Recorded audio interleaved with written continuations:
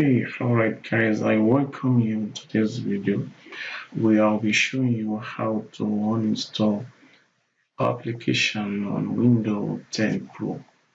The first is that go on your C drive, click on your C drive. From there, locate where we have your computer. Go on where we have uninstall and change programs.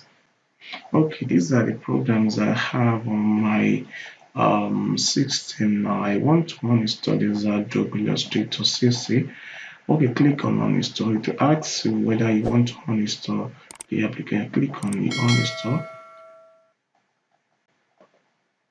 Okay, you have these options either to you want to uninstall the would you like to remove notification alert, interface settings, and other preferences?